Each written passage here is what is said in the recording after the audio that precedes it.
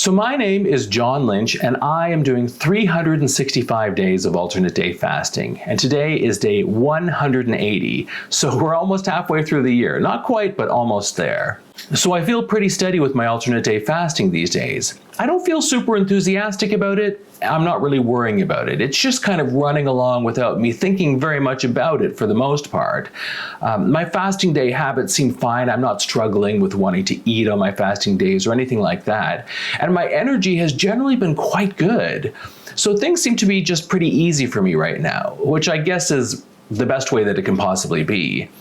Now, I have worked out a small issue with weighing myself. So generally I weigh myself in the evenings on both of my eating days and my fasting days. So that gets me around the lowest weight on my fasting day and about my heaviest weight on my eating day. And that gives me the range, which is something that I want to see. Now this week, because I was entering into some exciting new weight loss territory, I ended up recording my weight on the morning of my eating day, but before I'd eaten. So this is absolutely the lowest my weight can possibly be within these cycles. Now, sometimes I do check out my weight then for fun, I take a look at it, but I don't usually record it. I just see it and that's fun, and then I'm not using that data to compare with other days, so I just kind of forget it. This time I recorded it. I was using my automated recording app, and I thought that didn't really matter because I'm gonna weigh myself at the end of the day anyway, and that'll just overwrite it. But I didn't end up weighing myself. So then now I have this weight loss low that it's kind of at the extreme end of one of my lows. Not a huge deal generally, but it does take a while to get a lower when I do that. And it is so much more motivating when you just get lows just more often, really. So anyway, I'm going to try and not to do that again. So here's an interesting thing. This week, I ended up eating on one of my fasting days. Now that sounds probably worse than it really was. Where I live, we just got a rule change in my town, and so now it's possible to do a little more socializing. So one of my friends invited us over for a barbecue as soon as the rules changed, and of course I was going.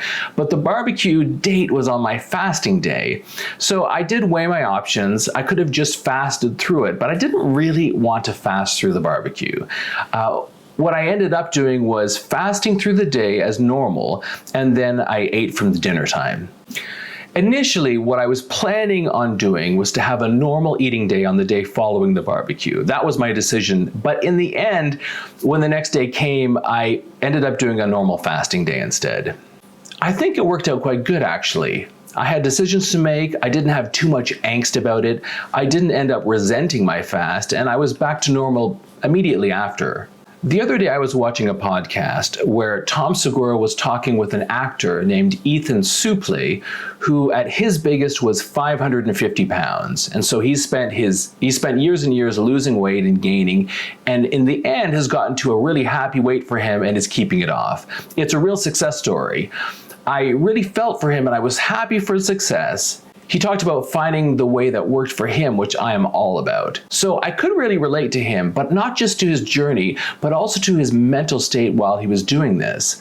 So for example, he talked about getting into cooking and tastes, which is exactly the type of thing that I was just talking about over my last few videos. Now he went way further than me though, as he talked about going on food tasting trips with his family where he didn't even eat the food, but instead he was just watching his family eat. Now, I don't relate to that at all, but I respect him for being able to do that.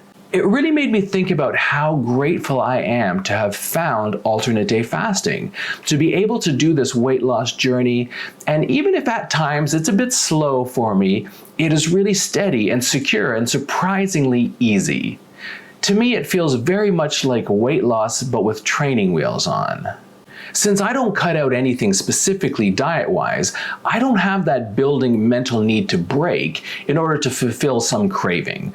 While I have gone through all sorts of mental and emotional issues about food, it seems more like watching a movie than being in the thick of it, less emotionally heightened. And so I notice this mental stuff and I experience it, but then it just passes and I go on to the next thing.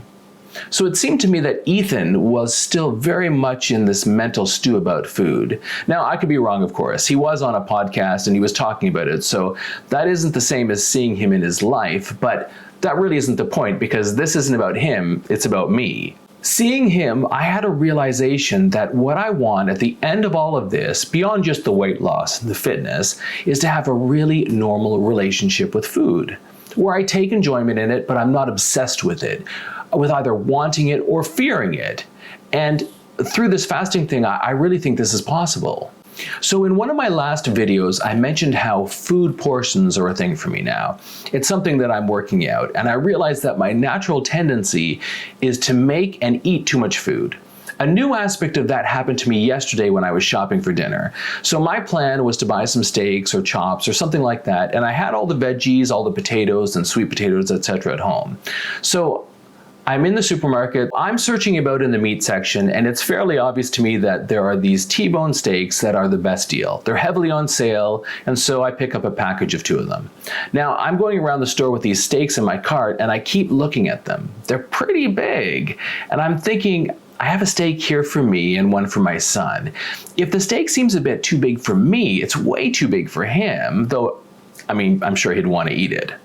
Ideally, what I want at the time is steaks, but smaller than these. So I keep going back and I can't find anything better to buy because this is such a great deal. So I'm going to end up getting steaks half the size and pay a fair bit more for them.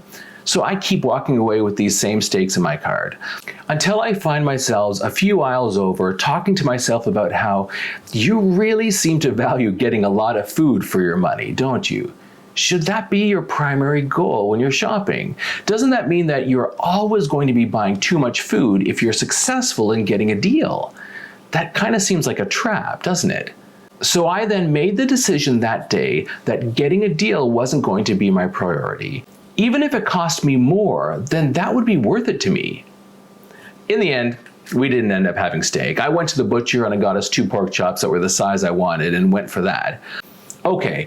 They did end up costing like a third of the bargain steaks, but I didn't realize that until the butcher had already packed them up and given them to me, and I could see that price. So that really was just a lucky accident. As I said earlier, my week has been going pretty great, and things are really going well for me. I'm coming up to the end of month 6, and so I expect my next video to be a results video for the month. Thanks so much for all of your comments and for your support. And once again, you've reached the end of another video.